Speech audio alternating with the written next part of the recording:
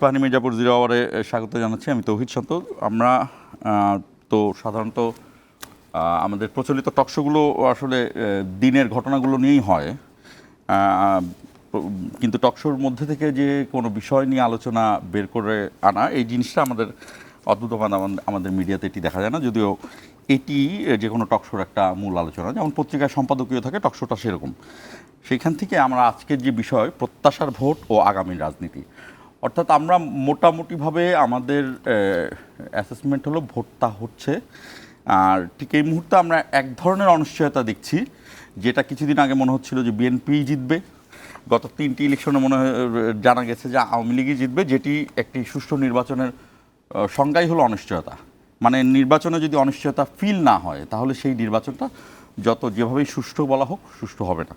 সেখান থেকে আমরা এক ধরনের অনিশ্চয়তা ফিল করছি যে হ্যাঁ, জামাত জোট বা বিএনপি জোট, দুইজনের কেউ একজন সরকারে যাবে, কিন্তু কে যাবে এটা আমাদের এখন একটু ভাবতে হচ্ছে। সেই জায়গা থেকে আমরা মনে করছি যে নির্বাচনটা তার যে ডেফিনেশন অনুযায়ী কিছুটা সুষ্ঠু হওয়ার দিকে যেতে পারে, এবং ভোটার উপস্থিতি এখন সেগুলোর জায়গা থেকে আমরা যে আলোচনাটি করতে চাই, এখন আমরা দেখছি যে ওই বরাবরের মতোই সব আলোচনা চলছে, বিভিন্ন সমাবেশে একে অন্যের কিছুটা কথা কাটাকাটি করছে, কিন্তু যেটি দেখিনি সেটি হলো সুনির্দিষ্টভাবে কোনো ইশতেহারের জায়গাটি। এই যে এত বছর পরে একটা স্পেশালাইজড নির্বাচন, সেই নির্বাচনে অংশ নিচ্ছেন তারা, ক্ষমতায় যাওয়ার জন্য নিচ্ছেন, কিন্তু সেই নির্বাচন কতটা উৎসবমুখর হওয়া উচিত ছিল, রাজনৈতিক দলগুলোর মধ্যে আন্তরিকতার অভাব দেখা যাচ্ছে। আমি সরাসরি বললাম আমার কাছে যেটা মনে হয়েছে, বরঞ্চ 2024 সালের বা 2018 সালের জিতবে এবার নৌকা এই গান থেকে আওয়ামী লীগ অনেক ধরনের একতরফা নির্বাচন, কিন্তু খুব আন্তরিকতার দেখাইছে, যদিও এটা ছিল মুখর। আমরা আমাদের দেশের আগামীর যে রাজনীতি হবে, সেই রাজনীতিতে আমাদের কূটনীতি কী সেটি নিয়ে আমরা আলোচনা করব। আমাদের সঙ্গে দুজন বিশেষজ্ঞ ব্যক্তি আছে। ঢাকা বিশ্ববিদ্যালয়ের রাষ্ট্রবিজ্ঞান বিভাগের সাবেক চেয়ারম্যান অধ্যাপক ডক্টর নুরুল আমিন ব্যাপারী, আপনাকে স্বাগত জানাচ্ছি, এবং দিগন্ত মিডিয়া কর্পোরেশনের চেয়ারম্যান শিব্বির মাহমুদ, আপনাকেও স্বাগত জানাচ্ছি। দর্শক, শিরোনাম দেখে আসবো, শিরোনাম দেখে আলোচনা শুরু করব। নির্বাচন লেভেল প্লেইং ফিল্ডেই হবে। প্রিপারেশন মতো কাজ আগিয়ে গেলে আমাদের নির্বাচনটা হবে খুবই সুষ্ঠু, উৎসব মুখর এবং একেবারে ফেয়ার।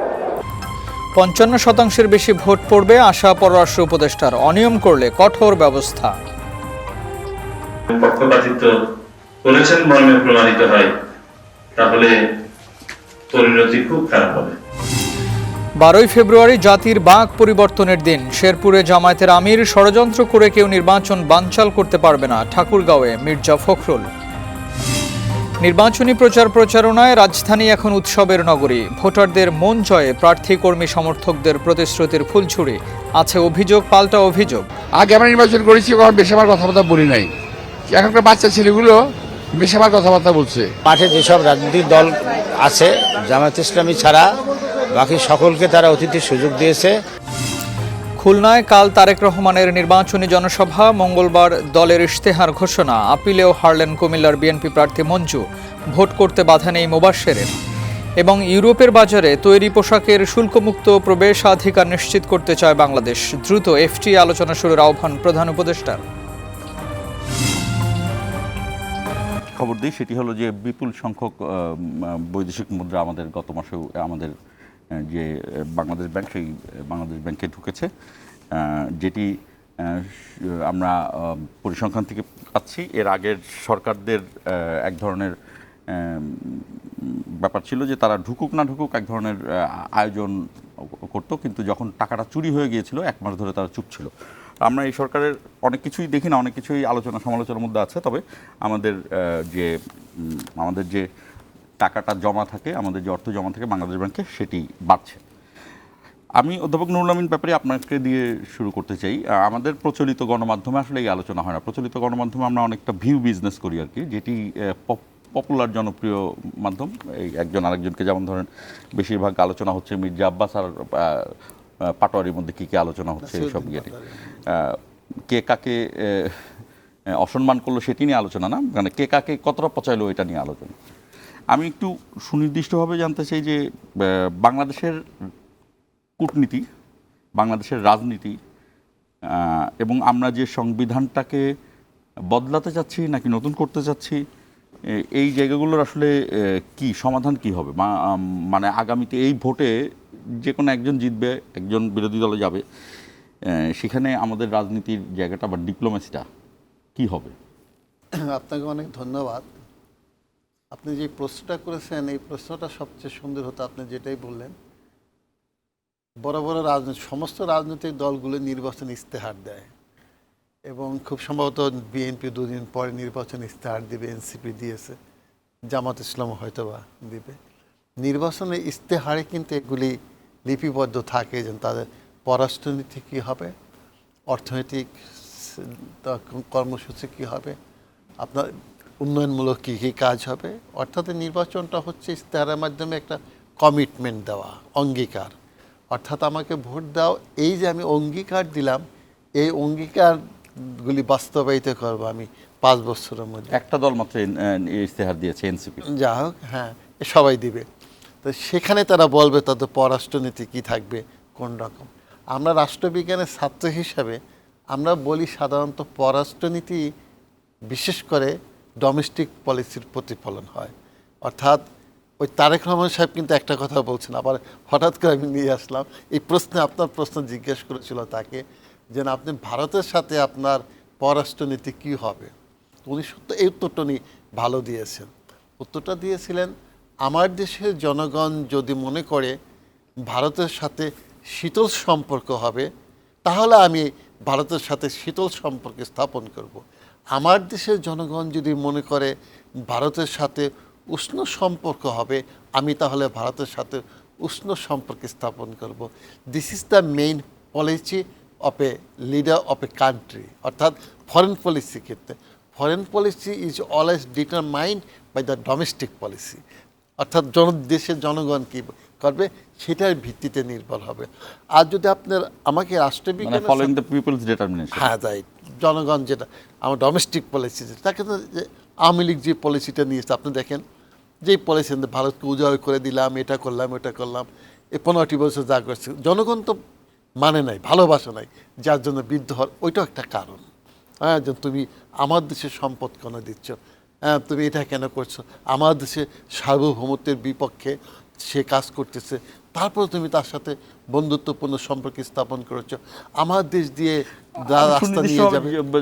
বলি না যে কি বা বাংলাদেশের জনতার মনোভাব কি এখন, ভারতের সাথে কি ধরনের সম্পর্ক? আমি তো মনোভাবগুলি বলতেছি। এই মনোভাব সেদিনের ঘটনা, 24 অগাস্ট মাসে ঘটছে, যেটা আপনি দেখেছেন, বিশাল অভ্যুত্থান পৃথিবীর ইতিহাসে। এমন হঠাৎ এমন অভ্যুত্থান কিন্তু কখনো হয় না পৃথিবীর ইতিহাসে। কখনো 1.5 মাসে 1400 লোককে হত্যা করেছে গুলি করে, অথবা এবং প্রায় 30,000 লোককে আহত করেছে, এটি হয়নি পৃথিবীর ইতিহাসে। কোনো অভ্যুত্থানে এত উইমেন পার্টিসিপেশন সম্ভবত পৃথিবীর ইতিহাসে এটাও হয় নাই যে এত বড় অভ্যুত্থান 1-1.5 বছরের মধ্যে আবার ঐক্য ভেঙে দেওয়ার এক ধরনের পৃথিবীর ইতিহাসে এটা হয়েছে। রেভলিউশন কাউন্ট, এটাকে আমি বিপ্লব বলবো না, কাউন্টার রেভলিউশন হয়েছে, নিজেদের মধ্যে সংঘাত, প্রতি বিপ্লব হয়। আর 24 অভ্যুত্থানকে আমি প্রথম দিন থেকে টক শোতে বলতেছি এটা অভ্যুত্থান, এটা বিপ্লব না। আজকে কিন্তু অনেকে এটা বলতেছে। আমি আরও খুশি হয়েছি যখন ফরহাদ মাজার সাহেব, সলিমুল্লাহ খান সাহেব, তাদের আবার অনুসারী আছে ভালো, তারাও তখন ঠান্ডা হয়েছে না, ঠিক সবাই বলতেছে। তা আমি কি, আপনার প্রশ্নটা সুন্দর একটি প্রশ্ন। অর্থাৎ এখন কিন্তু একটা প্রশ্ন দেখা দিয়েছে, ভারতের সাথে আমার পররাষ্ট্র নীতিটা কি হবে। অর্থাৎ আপনি বলতেছেন জামাত আসতেছে, বিএনপি, কিন্তু আমার অ্যানালাইসিসে, আমার গবেষণা আমি বলতেছি বিএনপি। আমি জামাত আসতেছে বলি না, আমি বলি জামাত আসতে পারে বা বিএনপি আসতে পারে, এরকম বলছি। আমার যেটা সেটা আজকে আমি বলে দিই আপনাকে, যেহেতু টক শো, আমি আমার একটা অভ্যাস আছে, বাজে অভ্যাস হতে পারে, আমি অ্যাডভান্স ভবিষ্যৎবাণী করি। এই আওয়ামী লীগ চলে যাবে, বিদায় হবে, তা কাঁদবে এবং কঠিন বিদায় হবে, সেটা আমি বলে দিয়েছিলাম 23 সালের নভেম্বর মাসে টক শোতে, টেবিল টক ইউকে এবং ফেস দ্য পিপলে। এবং ইউনুস সাহেব যে ক্ষমতায় আসবে ওটা আমি বলে দিয়েছিলাম। কারণ আমরা সাধারণত অ্যাস্ট্রোলজার না, আমরা ওই যে লেখা, সোশ্যাল সায়েন্সের লেখকরা একটা আর্টিকেল লিখবে, সেখানে একটা মেসেজ দিয়ে যায় 2-3 সেন্টেন্সে।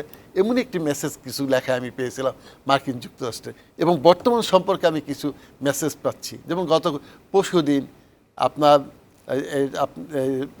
যে খবরটা বেরিয়েছে মার্কিন যুক্তরাষ্ট্রে, এটা কিন্তু টাইম ম্যাগাজিনে যেটা টাইম ম্যাগাজিনে অ্যালার্মিং, কিন্তু এটাকে অবহেলা হালকা তারা চোখে সেখানে দেখলাম। এই যে গণমাধ্যমের জায়গাটায় এখনো নির্বাচন হয়নি, কিন্তু সেইখানে বলে দিল তারেক রহমান প্রধানমন্ত্রী। এটা কারণ তারেক কি? রহমান এটা কিন্তু বলা না, এটা কিন্তু তারা হয় দুদিকে আমি বলবো।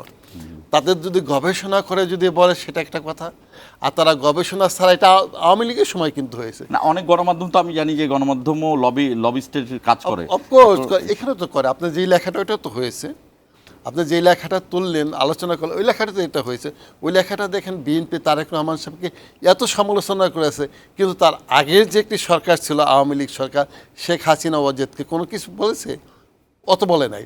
তারপর দেখেন তারেক রহমান সাহেবের শিক্ষাগত যোগ্যতা সম্পর্কে যেমনভাবে বলেছে, কিন্তু তারেক রহমান তো বিন্দু পরিমাণ কম হাসিনা ওয়াজেদের থেকে শিক্ষাগত যোগ্যতা নেই। অর্থাৎ ভেরি গুড। তারেক রহমান সাহেব অনার্সটা দেখিয়েছে। তারেক রহমান সাহেব ঢাকা বিশ্ববিদ্যালয় অনার্স ভর্তি হয়েছিলেন, প্রথম ল ডিপার্টমেন্ট, ট্রান্সফার হয়ে আসলেন কোথায়? International relations. এটা কিন্তু বলছে। এটা ঠিক স্যার, আপনি ফার্স্ট কতজন স্টুডেন্টকে পড়াইছেন? না, আমি একটু ফার্স্ট ক্লাস ফার্স্ট আমাদের, এবং তারা বিসিএস দিয়ে কতজন দুর্নীতিবাদ সচিব হয়েছেন? এটা তো আপনার একটা গবেষণার বিষয়। ফার্স্ট ক্লাস আমরা তো এটাও তো অবশ্য অহংকার করি, বাংলাদেশে এসএসসি পাশে পরে মেডিকেল এবং ইঞ্জিনিয়ারিং ইউনিভার্সিটির পরে কিন্তু ঢাকা বিশ্ববিদ্যালয় ভালো ভালো ছাত্ররা ভর্তি হয়। এটা আমি অহংকার করে বলি। কিন্তু আমাদের এক ধরনের হতাশা আছে যে ভালো ভালো ছাত্রদের সবাই তো আসলে বড় বড় অফিসার হয়, এবং পরে দেখা যায় যে দুর্নীতি এবং এটা ওতপ্রোতভাবে হয়ে যায়। আপনার তো স্ট্রাকচার আছে, তো দুর্নীতির মধ্যে স্ট্রাকচার তৈরি করে রেখেছেন। আপনি তো স্ট্রাকচার থেকে বেরোতে পারবেন ছিল না যে পড়ালেখা কার কতটা বেশি, সেই জায়গা থেকে আপনি যেভাবে, আমার মনে হয় একটা বিষয় আমরা আলোচনা করলে আর গভীরতা পাওয়া যাবে, সুন্দর হবে। আপনাকে অনেক ধন্যবাদ যে আপনি বিষয়গুলি সুন্দরভাবে তুলে ধরছেন। তারেক রহমানের পড়ালেখা নিয়ে কথা বলছিলাম আমি, এরপরে শিবির মাহমুদের কাছে যাব।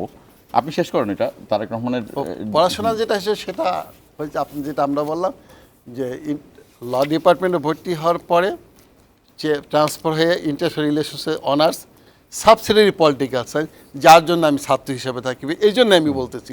এবং উনি ওই সময় কিন্তু পলিটিক্যাল টার্মোয়েল ছিলেন হোসেন মোহাম্মদ এরশাদের সময়। আমরা শিক্ষকরা ক্লাসে দিতে পারতাম না, এত গোলাগুলি হতো ভয়ে। হয়তো ওই জন্য উনি পরীক্ষাটা দিতে পারেন না। পরীক্ষা না দিয়ে উনি কী করেছেন, গ্র্যাজুয়েট যে হয়েছেন কীভাবে, উনি একটা কলেজে বিএ পরীক্ষা দিয়েছেন, বিএ পাস করেছেন। এটা প্রমাণ ঢাকা বিশ্ববিদ্যালয়ে ওই সময় প্রিলিমিনারি ছিল, মাস্টার্স ছিল। ওই মাস্টার্স উনি ভর্তি হয়েছিলেন প্রিলিমিনারিতে। গ্র্যাজুয়েশন যদি না থাকে তাহলে তো ঢাকা বিশ্ববিদ্যালয় পলিটিক্যাল সায়েন্সে ভর্তি হতে পারে না। এটা কি উল্লেখ করেছে? এটা কিন্তু উল্লেখ করা নাই। ওই হাসিনা ওয়াজেদ যেমনভাবে এসএসসি পরীক্ষা দিয়ে বাংলা ডিপার্টমেন্টে ভর্তি হয়েছিলেন, ভর্তি হওয়ার পরে বিয়ে হয়ে গেছে, পড়তে পারেন নাই। পরে অনেক দিন পরে, স্বাধীন হওয়ার পরে 73-তে তিনি গ্র্যাজুয়েশন করলেন, তারপরে আবার বাংলায় ভর্তি হলেন প্রিলিমিনারি, কিন্তু তার মাস্টার্স নাই। সিমিলারলি তারেক রহমান কিন্তু বিন্দু পরিমাণ তার চেয়ে কম পড়াশোনা জানেন না, কিন্তু কীভাবে নিয়ে আসতে ঘুরিয়ে।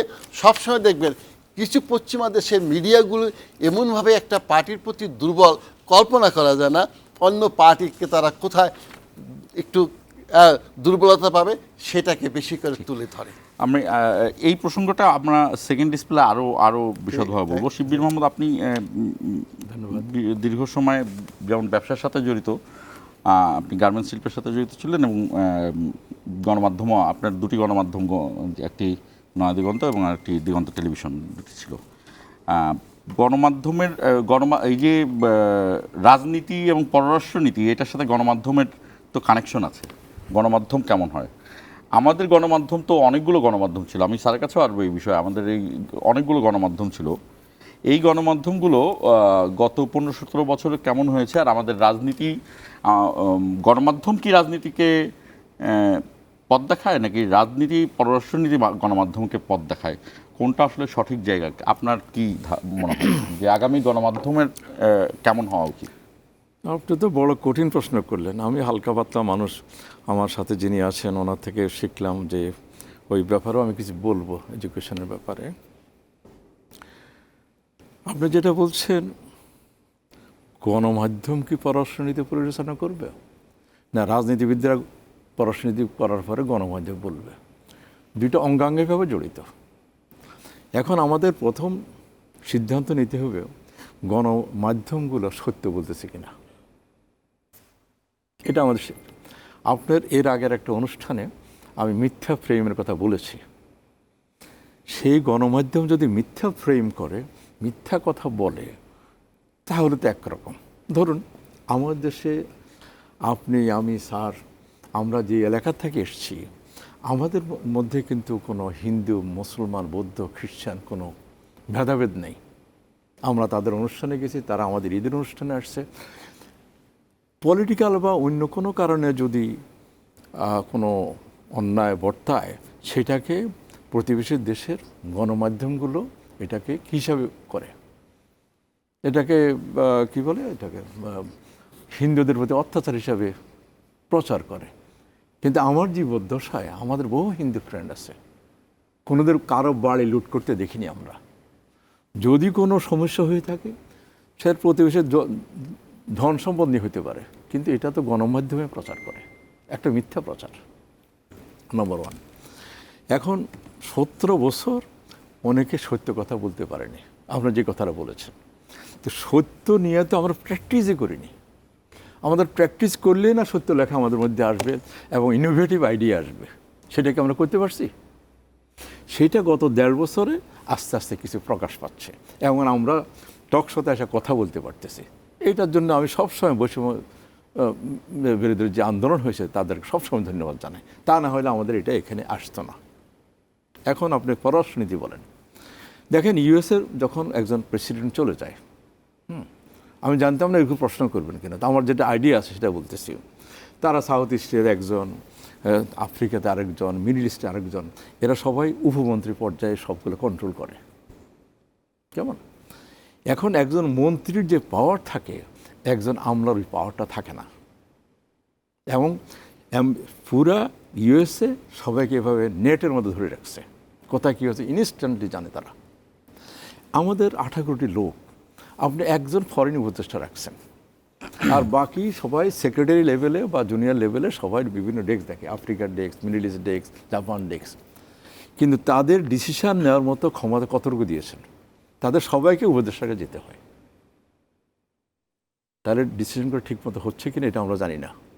আসেন ইন্ডিয়ার ব্যাপারে, আমেরিকা যখন চায়না, রাশিয়া অথবা জাপান নিয়ে কথা বলে বা ইউরোপ নিয়ে কথা বলে, ওদের এখানে থিঙ্ক ট্যাঙ্ক থাকে। আমাদের এখানে থিঙ্ক ট্যাঙ্ক আছে কিনা? আমাদেরকে ভারত একটা বড় প্রতিবেশী দেশ, 4000 কিলোমিটার আমাদের তাদের সাথে বর্ডার, তাদের সাথে আমাদের ব্যবসা বাণিজ্য আছে। তাদের সাথে কি পলিসি হতে হবে সেটা একটা কমিটি ভালো করে ঠিক করেই কথা বলবে এবং সেটা দেখভাল করার জন্য একজন জুনিয়র মিনিস্টার থাকবে, so that they can easily make decision. সেটাকে আমরা চিন্তা করছি কখনো? আমাকে গালিগালাজ করবেন না, আমি আমাদের দেশে এমন ফরেন মিনিস্টারও দেখেছি তারা ইংরেজি কথা বলতে পারে না, অন্য একটা ভাষা জানে না। কেন? ইউরোপে সবাই একাধিক ভাষা কথা বলতে পারে, না হয় শিখে নেয়। আমরা ওই দিকে যাচ্ছি না কেন? তাহলে পররাষ্ট্রনীতি হবে যেটা স্যার বললেন, এবং আরেকটা সেন্টেন্স বলেছে, পররাষ্ট্রনীতি হবে আমাদের দেশের স্বার্থ আমি দেখব, ওনাদের দেশের স্বার্থ ওনারা দেখবে, এবং সেটা ট্রাম্পের ব্যাপারে বলেছে। পররাষ্ট্রনীতি ওই রকমই হওয়া উচিত। আমরা শুধু তাদের থেকে পেয়ে জানবো, তাদের থেকে চাল আনবো, তাহলে ক্ষমতা বন্ধ করে দেবে। তাহলে আমার কাছে একটা প্রশ্ন হলো, তাহলে 54 বছর ধরে আমরা কি করলাম? করিনি, কি নীতি চালালাম? শুধু ভারত নীতি চালিয়েছি। শুধু জিয়াউর রহমান এবং খালেদা জিয়া দেশের পক্ষে কাজ করেছে। এরশাদ সাহেব তো ওইখান থেকে, ওনাদের সময় পররাষ্ট্রনীতি যে খুব চেঞ্জ হয়েছিল, অনেক বড় চেঞ্জ হয়নি, তবু বাংলাদেশ স্বার্থটা দেখেছে, পানির নিয়ে কথাবার্তা বলছে। আমি একটু স্যারের কাছে আসি। স্যার, আমি হয়তো ভুলও বলতে আমি পারি। চেষ্টা করে দিই। জি, আপনি যে ওই সার্টিফিকেটের কথাটা বলছেন, সেটা আমি একটু কথা বলতে চাচ্ছি। যে আমিও আগেও শুনেছি, বা ওনার থেকে শুনে আরও ভালো লাগলো, ওনার ছাত্র, যে শুনেন, আমাদের প্রতিবেশী দেশের প্রাইম মিনিস্টার লাল বাহাদুর কী লেখাপড়া ছিল? লাল বাহাদুর শাস্ত্রী। হ্যাঁ, আপনাদের ব্রিটিশ প্রাইম মিনিস্টার জন মেজর, হ্যাঁ, কি পড়াশোনা ছিল? এ লেভেল। আপনি একজনকে নামানোর জন্য, আমি তো অত কিছু বলতে পারবো না, আমি খুব প্রতিবাদ করি বখাটা ছেলে ইউজ করার জন্য। I condemn the world. একজন নেতাকে এইভাবে বখাটায় বলতে পারে, সে বখাটা ছিল না, তার ভুল হইতে পারে, তখন জুনিয়র নেতা এসে তার অনেক ভুল হইতে পারে, সেটা নিয়ে ডিসকাস করতে পারি। যে যদি অন্যায় করতে তার জন্য কমিশন বসান, সেটা নিয়ে কথা বলতে পারি। কিন্তু সে বখাটা ছেলে না, ভালো স্কুলে পড়েছে, ভালো ইউনিভার্সিটি ভর্তি হয়েছে, ভালো ডিগ্রি নিয়েছে, বখাটা হইতেই পারে না। ড্রপ আউট বলতে পারে, বিভিন্ন কারণে মানুষ ড্রপ হইতে পারে, অসুস্থ হয়ে ড্রপ হইতে পারে, Steve Jobs drop out, Bill Gates drop out, অনেকে ড্রপ আউট আছে, বহু লোক আছে ড্রপ আউট। আমরা বাংলাদেশ সব বড় লোকরা তো আইনস্টাইনও ড্রপ আউট, সবকে এরিয়া পাস করছে নাকি, সবাইকে যারা আবিষ্কার করছে তারা অনেকে ড্রপ আউট আছে। আবিষ্কারের আমি বহু একটু লোক স্যারের scientist সাথে আছে। স্যারকে আমি 1 মিনিট সময় দিচ্ছি। যে কথাটি বলছিলাম এটা নিয়ে আরো বিষয় বলবো, যে এই আমাদের যে গণমাধ্যম, এই পররাষ্ট্রনীতি আমাদের কি হবে, আমাদের পররাষ্ট্রনীতি গণমাধ্যমকে পথ দেখাবে না গণমাধ্যম পররাষ্ট্রনীতিকে পথ দেখাবে, এরকম একটা কথা বলছিলাম। আপনি এটা নিয়ে যদি বলেন, আর নাহলে বিশদ বললে আমরা বিরতির পর আবার। আসলে হয়েছে কি, গণমাধ্যমের কাজ যেটা সেটা আপনারা সবাই জানেন। গণমাধ্যমের কাজগুলি হচ্ছে কী কী পলিসি স্টেট গ্রহণ করে, ওগুলি নিয়ে আপনার পজিটিভ নেগেটিভ দুটোই আলোচনা করতে পারে। গণমাধ্যম কখনো নির্ধারণ করতে পারে না যে এটা করতে হবে এটা করতে হবে। সেই দিকে তো উত্তরটা সহজ হয়ে যাচ্ছে, দেন এটি গণমাধ্যমের কাজটা কতটুকু। তবে আমাদের দেশের গণমাধ্যমটা হয়েছে কি, নিরপেক্ষভাবে যদি চলতো তাহলে ভালো হতো। এবং সেটা কারণ হচ্ছে আমার দেশের যে পলিটিক্যাল কালচারটা, সেটা কিন্তু প্রকৃতপক্ষে সুন্দরভাবে গণতান্ত্রিকভাবে গড়ে ওঠে। গণতান্ত্রিক পলিটিক্যাল কালচারটা গড়ে উঠলে কিন্তু ওই জবাবদিহিতা কিন্তু গণমাধ্যমেরও আসে। আপনাদের মধ্যে কিন্তু জবাবদিহিতা আছে। ভুল অথবা মানহানিকর কোনো সংবাদ যদি পরিবেশন করেন, তাহলে কিন্তু মামলাও দায়ের করতে পারে সাংবাদিকদের বিরুদ্ধে। তাহলে এই বিষয়টাকে আমাদের এখানে প্রকৃতপক্ষে সত্যি কথা গণতান্ত্রিক পলিটিক্যাল কালচারটা গড়ে ওঠে নাই, এবং গড়ে ওঠার অনেক বিষয়গুলো লাগে একটি দেশে গণতন্ত্র আসার জন্য, সেটা কিন্তু তৈরি হয় নাই। যেটা ইউনূস সাহেব চেষ্টা করেছে, সেখানে আমি দেখব অনেক ভুল ভ্রান্তি আছে। অর্থাৎ যেটাকে ভিত্তি করে আমার সংস্কার করতে হবে, সেই বিষয়গুলি সামনে আনতে হবে, সেটা কিন্তু আনা হয়নি। ইউনূস সাহেব তড়িঘড়ি করে তবু ভালো একটি কাজ করতে চেয়েছেন, কিন্তু আসল জিনিস ছাড়া তো হবে না। যেমন করে আমি সহজভাবে বলছি, মেঘনা কার্টা সম্পর্কে আমরা আলোচনা করি না, বিশেষ একটা সনদ, ঠিক না? এটা কিন্তু হঠাৎ করে গড়ে ওঠে নাই। বিল of rights, petitioner of rights, great Britain দেখবেন একটা হয়েছে, আবার 100 বছর, 40 বছর, 20 বছর আরেকটা আসছে। অর্থাৎ এটা তৈরি করা হয় না, গড়ে ওঠে এই ডিমান্ড পরিবেশের তাগিদে। এটাকে আমরা বলি গণতন্ত্র তৈরি করা হয় না, কনস্টিটিউশন তৈরি করা হয় না। কনস্টিটিউশনগুলি ধীরে ধীরে গড়ে ওঠে, এটা হলো নিয়ম। কারণ এটা আমরা ইনস্টিটিউশনের ক্ষেত্রে বলি যে ইনস্টিটিউশনগুলি কীভাবে গড়ে উঠবে। Institution like a tree, the more it live, the more it will be stronger. এটা গাছ যত সময় পাবে তত বড় হবে, বাড়বে। এমনভাবে ইনস্টিটিউশনগুলো এমনভাবে গড়ে ওঠে গণতান্ত্রিক প্রক্রিয়া, গণতান্ত্রিক কালচারে। সেটি কিন্তু আমার দেশে 71 সাল থেকে হয়নি। আচ্ছা, আমি বিরতিতে যাব, ছোট্ট বিরতির আগে। তার আগে আমি আবারও গণমাধ্যম নিয়েও কিছু একটা আসবো। সেটি হলো যে রাজনীতি থেকে গণমাধ্যম আসবো, যে আমরা দেখছি যে খুব তুমুল প্রচারণা চলছে। সেখানে গণমাধ্যমের প্রধান 3টি দলের, মানে 2টি জোট, আর এর মধ্যে একটি জোটে থাকে এনসিপিকেও আলাদাভাবে একটু গুরুত্ব দেওয়া হচ্ছে, এদেরকে তুলে ধরা হচ্ছে, এবং এদের বিভিন্ন ধরনের আমরা নেগেটিভ পজিটিভ অনেক কিছুই দেখছি। কিন্তু এই যে যেমন ধরেন তারেক রহমান যেই আলোচনাটা শুরু করলেন, যেভাবে তার নির্বাচনী প্রচারণা ইন্টারেক্টিভ, দর্শকদের সঙ্গে আরেকজনের সঙ্গে, ডাক্তার শফিকুর রহমান বিএনপিকে সারাক্ষণই সমালোচনা করছেন, কিন্তু কখনোই তার নাম উল্লেখ করছেন না। এই যে জেন্টলম্যানস এগ্রিমেন্ট, এনসিপি, তারা একটু তরুণ, কিন্তু তারা একটু অ্যাগ্রেসিভ, এবং তারা মির্জা আব্বাসের মতো একজন সিনিয়র নেতা, তার সঙ্গে যে, কিন্তু তারপরও সেখানে মির্জা আব্বাস ঠান্ডা থাকতেছেন হয়তো বা। এই জায়গাগুলোকে আমাদের গণমাধ্যম খুব বেশি ফ্রেম আউট করতে পারে না, কিন্তু ফ্রেম আউট করতে পারে যেখানে যত ধরনের মানে যেটাকে বলা হয় ভদ্রতার বাইরে যে কথাগুলো, সেগুলোকে, এইগুলোর সাথে আপনার রাজনীতি গণমাধ্যমের যোগাযোগটা কোথায়? ছোট্ট একটা বিরতি নিচ্ছি, দর্শক আমাদের সঙ্গেই থাকুন।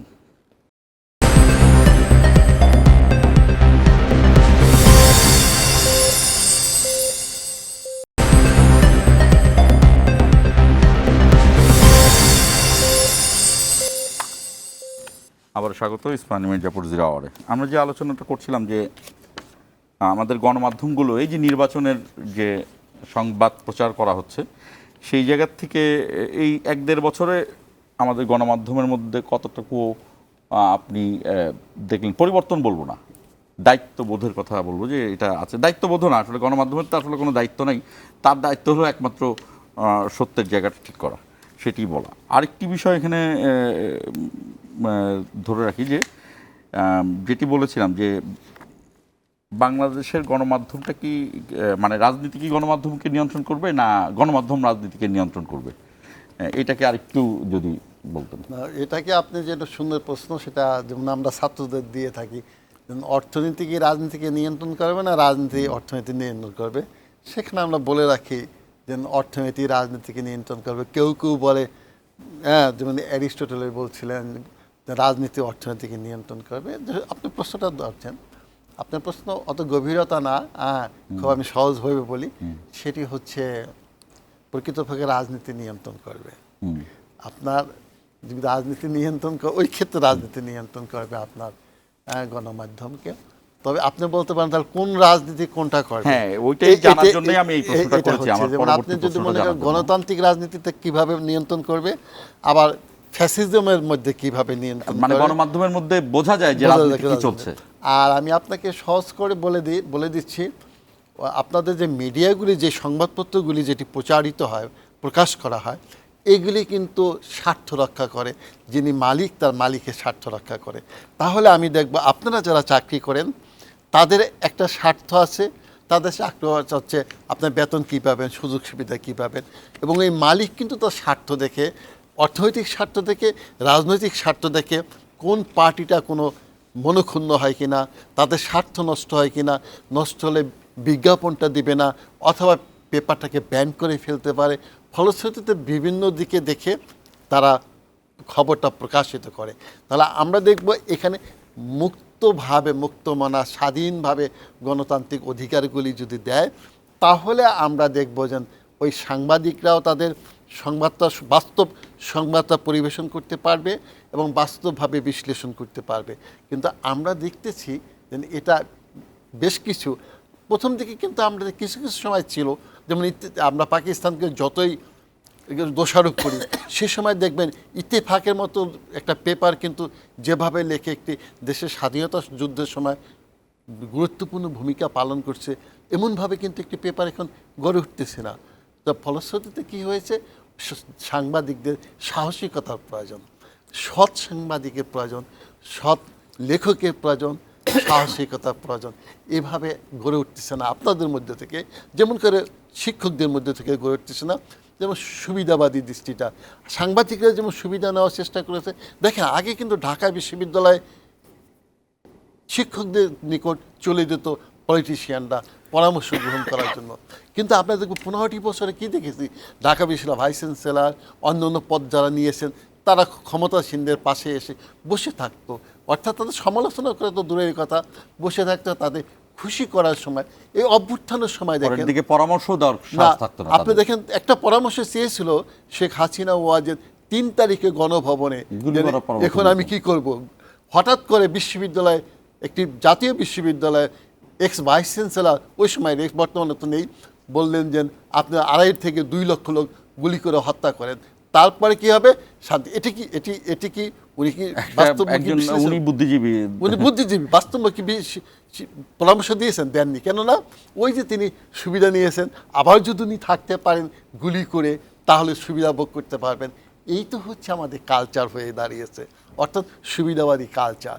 এই সুবিধাবাদী কালচার যেখানে প্রাধান্য বিস্তার করে, সেখানে আপনি গণতন্ত্রের আশা কিভাবে করতে পারেন? সুবিধাবাদী কালচারটা যেহেতু বললেন, সুবিধাবাদী কালচার কি আমাদের সমাজে তৈরি হয়েছে না কোথা থেকে প্রবেশ করানো হয়েছে, এই জায়গাগুলো বিশদ আলোচনা আছে। আমি তার আগে একটু আমাদের নির্বাচনের জায়গাটায় আসি, যে আমাদের নির্বাচন হচ্ছে, আমি বললাম যে পার্টিগুলো খুব চমৎকারভাবে আর নির্বাচনী প্রচারণা চালাচ্ছে। আমি দেখলাম যে একজনের প্রচারণাও একজনের সাথে ক্ল্যাশ করে নাই, মানে যে একজন আজকে কিশোরগঞ্জে করতে চেয়েছে, আরেকজনও কিশোরগঞ্জে করতে চেয়েছে। তো জিনিসটা এমন যে সব পার্টি একসাথে বসে আলোচনা করে যে আমরা ওইখানে করব। আমি জানি না এটা ইঞ্জিনিয়ারিংয়ের ভাগ কিনা, নাও হতে পারে। আর এইখান থেকে আমি যেটা জানতে চাই যে আসলে আমরা ধরে নিই যে সামনে একজন সরকার হবে, একজন বিরোধী দল হবে, এরপরে কি হবে? জুলাই সনদ, তারপর কি হবে? না, আপনার ওই উত্তরটা আমি দিচ্ছি। প্রথম এই যেটা বলতেছেন যে একজন ময়মনসিংহ করতেছে, একজন খুলনাতে করতেছে, এটি কিন্তু আমার মনে হয় প্রশাসনের কোনো একটা ব্যাপার আছে, তারা ঠিকঠাক করে দেয়। Well decided. হ্যাঁ, ঠিক করে দেয়। একটা ঐতিহাসিক একটা ঘটনা আছে, কারণ আপনি সুন্দর সুন্দর প্রশ্ন জিজ্ঞাসা করতেছেন। এই বিষয়টা ঐতিহাসিক ঘটনা। ঐতিহাসিক ঘটনা হচ্ছে 1954 সালে নির্বাচন, যুক্তফ্রন্টের নির্বাচনে শেরেবাংলা আবুল কাসেম ফজলুল হক পটুয়াখালীতে বক্তৃতা দিতে যাবেন এবং খাজা নাজিমুদ্দিন ওখানে দাঁড়িয়েছিলেন। হ্যাঁ, তখন গভর্নমেন্ট কী করবে, ডিসি কী করবে, ডিসির নিকট কী করলেন, শেরেবাংলা তো নিয়ম অনুযায়ী অবিভক্ত বাংলার চিফ মিনিস্টার, উনি শেষে যাবেন। হ্যাঁ, দুজনে চিফ মিনিস্টার। তো হওয়ার পর শেরেবাংলা বললেন যে আমি একদিন আগে যাব, ঢাকাতে দেখেন পরে দিতে চাবে। ঢাকাতে একটা সভা হবে, বড় সভা, জামাত বলবে আমি শেষের দিন দিব, বিএনপি বলবে আমি শেষের দিন, অর্থাৎ সমস্ত যিনি শেষ করবে তিনি তো প্রধানমন্ত্রী, অভিযোগগুলি খণ্ডন করবে, খণ্ডন করে তিনি আর সুবিধা আদায় করবেন ভোটার দিনে। শেরেবাংলা একদিন আগে গিয়েছিলেন, সবাই খুশি, ডিসি খুশি, খাজা নাজিমুদ্দিন সাহেব খুশি, আমি পরে যাই শেরেবাংলাকে ধরবো। হ্যাঁ, হঠাৎ শেরেবাংলা কিন্তু ঐতিহাসিক একটা বক্তৃতা দিয়েছিলেন। এই জন্যে তাকে কিন্তু বলা হতো হককে নাহক, নাহককে হক, তার নাম হচ্ছে আবুল কাসেম ফজলুল হক। সত্যকে মিথ্যা তিনি বানাতে পারতেন, মিথ্যাকে সত্য বানাতে পারতেন। ঐতিহাসিক আমি বলে ফেলি, সুযোগ দিয়ে পেয়েছি।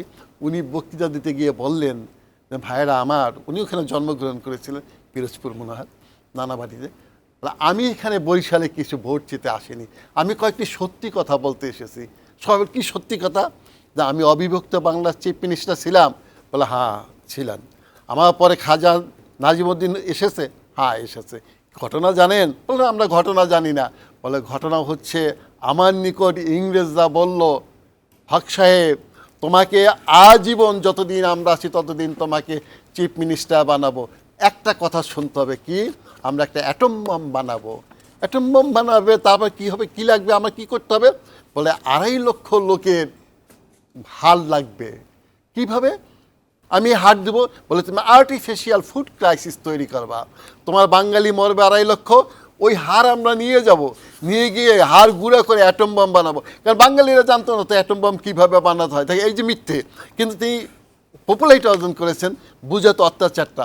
বলে আমি রাজি হলাম না, আমি বললাম আমার বাঙালির হাড় দিয়ে আমি অ্যাটম বম বানাতে দিব না। রাজি হলো কে? খাজা নাজিমুদ্দিন। আমাকে সরিয়ে দিল। খাজা নাজিমুদ্দিন চিফ মিনিস্টার হলো, 2.5 লক্ষ লোক দুর্ভিক্ষে মারা গেল। ওই হাত দিয়ে ইংরেজরা অ্যাটম বম বানালো, ওই অ্যাটম বম জাপানে তারা নিক্ষেপ করলো। এর ফলের দিন কী হলো? খাজা নাজিমুদ্দিন যখন ওখানে গেলেন, ওই তীর থেকে স্থানীয় বলদম নিয়ে একদম নদীর পাড়ে দাঁড়িয়ে আছে পটুয়াখালী। তখন লঞ্চ নিয়ে নাজিমুদ্দিন দেখে খুশি, তাকে অভ্যর্থনা জানাবে। কিন্তু পরে এসে দেখেছেন স্থানীয় বল্লম নিয়ে, তখন ছোট নৌকা করে, ডিঙ্গি নৌকা করে তার সমর্থকরা এসে খবর নিয়ে গেল যে কালকে হক সাহেব এই বক্তৃতা দিয়ে গেছে। বলছে আর আমার পটুয়াখালী নামা লাগবে না। এই জন্য আমি বলি এটি হচ্ছে ঠিক আছে। আপনার কাছে আবার আসবো, আপনি সংসদের বিষয়টা এখনো বলেন নাই, আমরা সেই শিবির মাহমুদের কাছে আসি, পরের ইয়েতে নিশ্চয়ই বলবেন সংসদের বিষয়ে। যেটি এখন আমরা বুঝতে পারছি যে দলগুলো নির্বাচনের মুখী হয়ে গিয়েছে, সেখানে আলোচনা চলছে সব কিছুই। তারেক রহমান একটু দেরি করে হলেও হ্যাঁ ভোটের কথা বলেছেন, এটা অন্যদের দাবি আর কি, যদিও বিএনপি প্রথম থেকেই বলছিলেন যে হ্যাঁ ভোটের আছে। এখন নির্বাচন শেষে একজন সরকার গঠন করবেন এবং সবচেয়ে বড় কথা এই সংসদটা 180 দিন খুব পাওয়ারফুল থাকবে, রেফারেন্ডাম যেহেতু গণভোটের কারণে। তারপর জুলাই সনদ হলো, ঠিক আছে, এরপরে আসলে কি হবে? শুনেন, প্রথম কথা হলো আমরা জানি না কি গভর্নমেন্ট আসবে। আমরা একটা প্রশ্ন, যেটা আপনি একটু আগে বলেছেন, একটা সাসপেন্স আছে, কে আসবে আমরা জানি না, অনিশ্চয়তা আছে। সেই জন্যই সবাই স্বতঃস্ফূর্তভাবে তারেক রহমান সাহেবের মিটিংও যাচ্ছে, অনুষ্ঠানে যাচ্ছে, ডাক্তার জামাত আমিরের সেখানেও যাচ্ছে, বা অন্যরা যারা আছে তারাও ইন্ডিভিজুয়ালি যেসব জায়গায় যাচ্ছে, তারা সবাই ভোটের জন্য এখন দাঁড়ে দাঁড়িয়ে ঘুরতেছে। আমি গ্রামের থেকেও শুনেছি দাঁড়ে দাঁড়ে যারা ভোটে কন্টেস্ট করতেছে তারা বাড়ি বাড়ি যাচ্ছে, এখানেও বাড়ি বাড়ি সব যাচ্ছে। গত 17 বছর তো এই আমেজ ছিল না, সবাই গেছে, আপনি চলে যান, আপনি ভোট দেওয়া শেষ হয়ে গেছে। অথবা সেখানে পোলিং এজেন্ট গেছে, বলছে যে এখানে কী জন্য, তোমরা বাইরে যাও। এখন এই this is the first time after 17 years মনে হয় সবাই একটা স্বতঃস্ফূর্তভাবে একটা ভোট কেন্দ্রে যাবে এবং ভোট দেবে। এখন আপনি বলছেন যে 180 দিন পরে যখন একটা 180 দিন এই রেফারেন্ডাম থাকবে, তারপরে তারা একটা রেফারেন্ডাম করবে বা তার পরবর্তীতে কী হবে আমাদের দেখতে হবে যে who is going to be the prime minister. কে হতে পারে, কে হতে পারে আপনার মনে হয়? দুইজনের একজন হবে, আমি আর স্পষ্টভাবে বলতে চাচ্ছি না, দুইজনের একজন হবে। আমি বলে দেবো নাকি? আচ্ছা, উনি বলে দিয়েছে, ওইটাই শুনে রাখলাম। কিন্তু সেখানে যদিও এটা আপনার প্রশ্ন ছিল না, আমার কথা ছিল। আর স্যারের একটা কথা আমি অ্যাড করতে চাচ্ছিলাম যে ওই যে ইকোনমির ব্যাপারটা, ওইটা গভর্নমেন্টের পলিসি হওয়ার পরে গণমাধ্যমে প্রকাশ হবে এবং সাধারণ মানুষ এটা বেনিফিট পাবে। যেমন সিএবি মরম সাইফুর রহমান করে গেছে, তাদের করে ব্যবসাটা আটকে গেছে, ওখানে ক্লাসিফাইড ব্যবসাটা আটকে গেছে, ভ্যাট ইন্ট্রোডিউস করছে, কী হয়েছে, দেশে ইনকাম বাড়ছে, এই ভ্যাটের জন্য কিন্তু প্রতিটি সরকার ভর্তি করছে। তাহলে এখানে পলিসি একটা বড় ব্যাপার আছে। এখন আমি পলিসি কি ওই ব্যক্তির উপরও নির্ভর করে? অনেক সময় জ্ঞানী লোক, আমাদের তো সামনে দুইজনকে দেখতে পাচ্ছি আমরা। দূরদর্শিতা যাদের আছে, স্যার তো অনেক জ্ঞানী, দূরদর্শিতা যেসব লোকের আছে যে একটা ভ্যাট দিয়ে একদিন আমাদের বাজেট চলবে, সেটা তার দূরদর্শিতা ছিল। সিএবি সব দিয়ে আমরা ব্যবসায়ীদের আটকেই ফেলতে পারবো। ঠিক তেমনি এখানে আপনি যে কথাটা বললেন, অসম্ভব সুন্দর কথা, আমি পুরো উত্তর দিচ্ছি না, তো পার্ট উত্তর দিচ্ছি আপনাকে। আমাদের ফরেন মিনিস্টার কে হবে, আমাদের ফাইন্যান্স মিনিস্টার কে হবে, আমাদের বাংলাদেশ ব্যাংকের গভর্নর কে হবে, ইম্পর্টেন্ট, সাথে হোম মিনিস্টার। এই চারজন যদি ঠিক থাকে, অন্যগুলো অটোমেটিক ঠিক হয়ে যাবে। আপনি এখন ধরুন বর্তমান যে কাজ, এখন আমি কোনো উপদেষ্টা সমালোচনা করতে চাচ্ছি না। 1.5 বছর 2 বছর তারা চেষ্টা করছে, কেউ সাকসেস হয়েছে, কেউ সাকসেস হয়নি। যেটা একটু আগে বললেন, রিমিটেন্স আসার জন্য কিন্তু আমরা বেঁচে গেছি। রিমিটেন্স না আসলে কী হতো? প্রতিটি সরকার শেখ হাসিনা কী বলে গেছে? দুর্ভিক্ষ হতো, 25 সালে দুর্ভিক্ষ হতো। এই রিমিটেন্স জন্য আমাদের দুর্ভিক্ষটা হয়নি। কিন্তু বর্তমান সরকার, আমার তো ব্যবসায়ী মানুষ ওইদিকে মন চলে যায়। গত 5 দিন আগে দেখলাম আশুলিয়া সাভার মিলিয়া 334টা ফ্যাক্টরি বন্ধ হয়েছে। কেন হয়েছে? ব্যবসার দিকে মনোযোগ দেয়নি। আরেকটা অসম্ভব খবর দিচ্ছি আপনাকে, প্রতিদিন, যেটা ভারতে ছিল, এটা আমাদের ছিল না কখনো, প্রতিদিন 39 জন লোক আত্মহত্যা করে। হ্যাঁ, এখন গত এই তো কয়েকদিন আগে, গত 11 মাসে কয়েক হাজার, এবার গুণ করেন 11 মাসে কতদিন হয়েছে, এতজন আত্মহত্যা করেছে। অ্যাভারেজ কথাটা বলেছি। তাহলে এর মানে কি, আপনার অর্থনীতিকে যদি আমরা অ্যাড্রেস না করে থাকি, তার ফলস্বরূপ এটা আমরা দেখছি। এখন আপনি যেটা বললেন সেই একই কথা, কে অর্থমন্ত্রী হবে? এর আগের অর্থমন্ত্রী লোটাস কামাল কোনোদিন অফিস করেনি। বর্তমান উপদেষ্টা কী করতে আমরাও ভালো করে জানি না। তাইলে এখানে অর্থমন্ত্রী যিনি হবে, একজন জ্ঞানী এবং দূরদর্শী সম্পর্ক। এখন ধরেন ন্যায়ের মধ্যেও একটা ভালো কাজ করেছে, যে আমাদের প্রতিবেশী যখন পেঁয়াজ বন্ধ করে আমরা অসুবিধায় পড়ে, চাউল বন্ধ করে অসুবিধায় পড়ে, সেটা আমরা এখন বিকল্প আর একটা জিনিস করতে যাবো। স্যার, আপনার কাছে প্রশ্ন থাকবে এটি, ওই যে আপনি তো শুধু প্রধানমন্ত্রীর কথা বলছেন, কিন্তু হ্যাঁ, সে শিববীর মাহমুদ কিন্তু এর সাথে আরো কয়েকজন মন্ত্রীর কথা বলেছেন। রাজনৈতিক দলগুলো কিছু বলে না, এটা তাদের ব্যাপার, আমরা বড়জোর অনুমানই করতে পারি। আমরা রাজনৈতিক দলের কাছে ক্ষমা প্রার্থনা করে আমরা অনুমান করব, বা কোনো দলের আসলে এরকমের হওয়ার মতো নেতা আছে কিনা সেটাও আমরা অত ক্ষমা না চেতেও পারেন।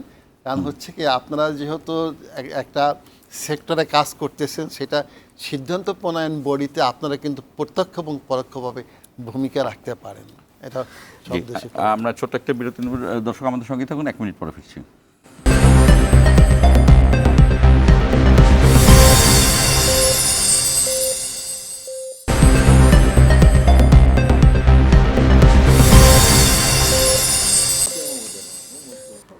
আবারও স্বাগত জানাচ্ছি। দর্শক, আমরা মানে প্রচলিত ঘটনার সাথে আছি, তবে একটু আলাদা হবে। আমরা নুরুল আমিন ব্যাপারে আপনার কাছে আসতে চাই যে আজকে বেশ কয়েকটা ঘটনা ঘটছে, আমি জাস্ট একটু বলি, কিন্তু এটা নিয়ে আলোচনা কতটুকু করতে পারবো জানি না। যেমন বঙ্গভবনের এক কর্মকর্তার মেইল ব্যবহার করে জামাত আমিরের এক্স অ্যাকাউন্ট হ্যাক করা হয়েছে। এক্স অ্যাকাউন্টে আবার নারীদেরকে তিনি প্রস্টিটিউট বলে ইয়ে দিয়েছেন। এটি নিয়ে সোশ্যাল মিডিয়ায় ব্যাপক আলোচনা করছে। তো আমরা বেটার ওরা ও সোশ্যাল মিডিয়ায় ওটা আলোচনা করুক, আমরা আমাদের দেশের প্রধানমন্ত্রী কে হবে, এক কোন দলের পররাষ্ট্রমন্ত্রী কে হতে পারে, যদিও দলগুলো তো এখনও এগুলো কিছু বলেনি, ইশতেহারও দেয়নি। আরেকটি জিনিস, যে দলটি ইশতেহার দিয়েছে সেই দলটির ইশতেহারে দুটো লাইন আছে, সেটা হলো এনসিপির লাইন আছে হলো যে তারা একটা ড্রোন ব্রিগেড করতে চায়। আমরা এই যে দোর্দণ্ড প্রতাপশালী বিএনপি আওয়ামী লীগকে কোনো দিন এই ধরনের কোনো ইশতেহারে কোনো এই লাইন, আওয়ামী লীগের সবচেয়ে সাহসী ভূমিকা ছিল যুদ্ধাপরাধীদের বিচার করবে, এক নম্বর ছিল এক সময়, বিএনপির এখানে ছিল না। আর ওরা একটা এনসিপি ছোট দল, তাদের কিছু নাই, কিন্তু তারপরেও সে ওই লাইনটা লিখেছে। এইটাতে অন্য দলের ইশতেহারে কি প্রভাব পড়তে পারে, এই সব কিছু মিলিয়ে? আমি একটা একটা করে আপনার উত্তর দেওয়ার চেষ্টা করব।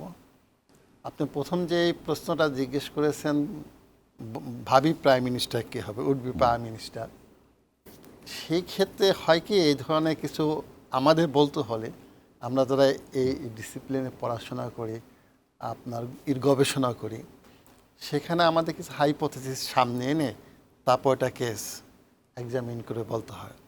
প্রশ্ন হচ্ছে তাহলে আমি ভোটারগুলিকে ভাগ করব কয়েকটা ক্যাটাগরিতে, কোন ভোটারটা আমার কাকে ভোট দিতে হয়, এবং আমি আবার ধর্মভিত্তিক ভোটারও দেখব কোথায় কাকে দিবে। সেখানে আমি যদি মনে করেন সহজভাবে বলে দিচ্ছি, ইয়াং ভোটারদের আমি যদি 18 থেকে 30 বছরের ভোটাররা, এরা কাকে পছন্দ করবে?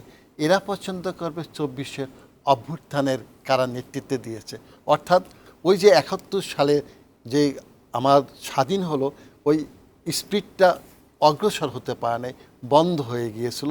অর্থাৎ বাক ব্যক্তি স্বাধীনতা ছিল না, গণতন্ত্র ছিল না, আমার দেশের সার্বভৌমত্ব ছিল না।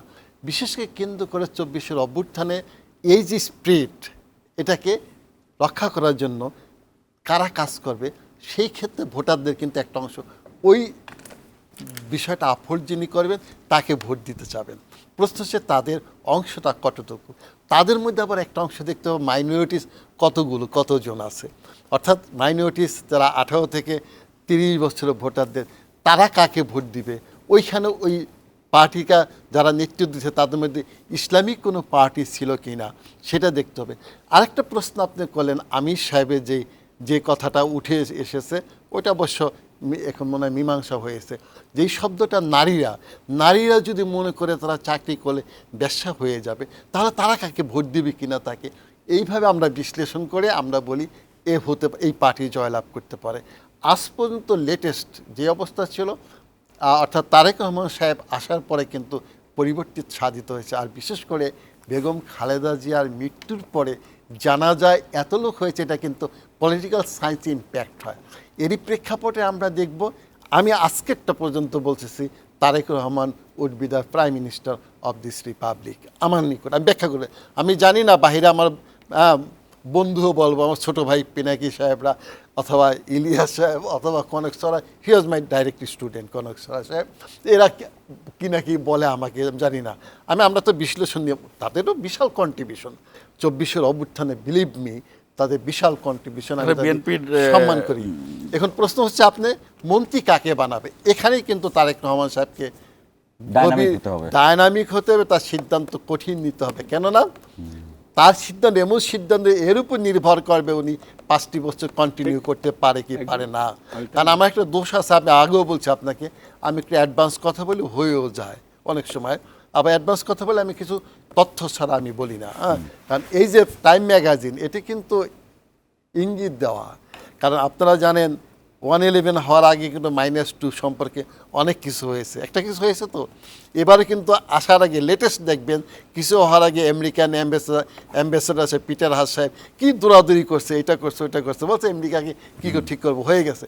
অর্থাৎ বাংলাদেশে এখন কিন্তু খুব নজরে আছে, কার নজর আছে, আমেরিকার নজর আছে, চায়নার নজর আছে, ভারত একটু দুর্বল অবস্থায় আছে। সেই ক্ষেত্রে নজরটা দুর্বল করেছে, দুর্বল অবস্থায় পড়ে গেছে, বাধ্য হয়ে পড়েছে। ওই যে আপনি যে ফরেন পলিসির প্রশ্নটা করেছেন, ভারত তো আগেই তারেক রহমানের কাছে চলে আসবে কেন? আমি সঠিক বলতে এখানে আমার একটু অসুবিধা আছে বিশ্লেষণ করা। তারেক রহমান সাহেবকে আমার মনে হয় আগের তারেক রহমান সাহেব আর নির্বাচন would be prime minister Tarique Rahman সাহেব চুক্তি করে আসছে আপনার। আমি চুক্তি সম্পর্কে যেটা আমি বলি, এগুলি সাধারণত বলা হয়, এগুলির এক্সপার্ট ছিল জুলফিকার আলী ভুট্টো সাহেব, অত গভীর আমি যাব না। সে জাস্ট এই বক্তব্যগুলো উত্থাপন করে তিনি he became the darling of West Pakistani people. ওই কাশ্মীর যুদ্ধকে কেন্দ্র করে অ্যান্টি ইন্ডিয়ান সেন্টিমেন্ট, সেটা ভিন্ন, আমি ওই বিশ্লেষণে যাব না। এইখানেও কিন্তু তাই হবে, কারণ এদেশের মানুষ বিশেষ করে 24-এর অভ্যুত্থানের পরপরে অর্থমন্ত্রী ফরেন মিনিস্টার এদেরকে বলতে পারতেছে না আমি তো আগেই বলছি ইউনূস সাহেব সবচেয়ে বোকামি করছে, তারেক সাহেব যেন সেই রকম বোকামি না করে। যেমন কি ইউনূস সাহেব কী করছে ব্রিলিয়ান্ট, কিন্তু কে আমাদের ওয়াহিদুদ্দিন মাহমুদ সাহেব, তাকে কিন্তু শিক্ষামন্ত্রী করা উচিত হয়নি। তিনি পুরো শিক্ষা ব্যবস্থা বিশ্ববিদ্যালয়কে এলোমেলো করে দিয়েছেন। আমার অর্থমন্ত্রী, আমি তাকে লাইক করি, তার প্রগতিশীল এক সময় রাজনীতি করেছেন, তিনি কিন্তু বেশি কিছু দেখাতে পারেন নাই। তার চেয়ে ভাইয়া কিন্তু আপনার টকশো শুরু হওয়ার আগে বলছিলেন গভর্নর সাহেব কিন্তু ভালো দেখাচ্ছে, বাণিজ্য উপদেষ্টা তো ভালো দেখাচ্ছে, বাণিজ্য উপদেষ্টা আরো ভালো দেখাচ্ছে। অর্থাৎ এমনভাবেই আপনার কিন্তু নিতে হবে, আর এমনভাবে আপনি তারেক রহমান সাহেবের মন্ত্রী নেবেন যার কোনো অর্থনৈতিক কেলেঙ্কারি না থাকে। শুধু মেধাবী ছাত্র হলেই হবে না। কোথায় খুঁজে পাবে অর্থনৈতিক কেলেঙ্কারি ছাড়া? অফকোর্স ইজিলি ইয়াংদেরকে নিতে হবে। আপনি ইয়াংদের নিবে না কেন? আপনি ইয়াংদের নিতে হবে, আবার বয়সীদের নিতে হবে। যারা রাজনীতিতে সময় দিলেন তাদের তো অন্য বিভিন্ন পদ আছে। একটা সরকারি যখন ক্ষমতায় বসে বিভিন্ন পদ আছে, সেখানে দেবে। কিন্তু এটা আপনি সংক্ষেপে বলি, 2500 বছর আগে সক্রেটিস বলছিলেন পৃথিবীতে একটা মাত্র বিষয় আছে, অর্থাৎ সততাই একমাত্র পদ, আর বাকি সকলে হচ্ছে বিপদ। আচ্ছা, আমি একদম শেষ প্রান্তে, আমার কাছে 1 থেকে 1.5 মিনিটের মতো সময় আছে। আপনার কি মনে হয় ডক্টর শফিকুর রহমান প্রধানমন্ত্রী হলে কেমন হতো, মানে হওয়ার সুযোগ আছে কিনা? ডাক্তার শফিকুর রহমান ওনারা যদি 160 সিট পায় বা 151 সিট পায়, তাহলে অবশ্যই প্রধানমন্ত্রী হবে। এখন ওনাদের পার্টির দুজন অলরেডি গভর্নমেন্টে ছিল। এখন শুনেন, অনেক সময় চেয়ার মেক্স দ্য ম্যান। ওনাকে প্রধানমন্ত্রী করলে উনি হয়তো যদি স্বপ্ন দেখে থাকে, তাহলে উনি ওনার সেই রকম ক্যাবিনেট সাজিয়ে রেখেছে।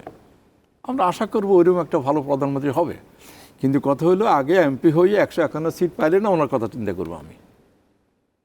তারেক রহমান তো পায় নাই, তার কথা চিন্তা করতেছে। তার কথা উনি চিন্তা করার কারণ হলো বিএনপি একটা বড় পার্টি। জিয়াউর রহমানের সুখ্যাতির আর কমতি নেই।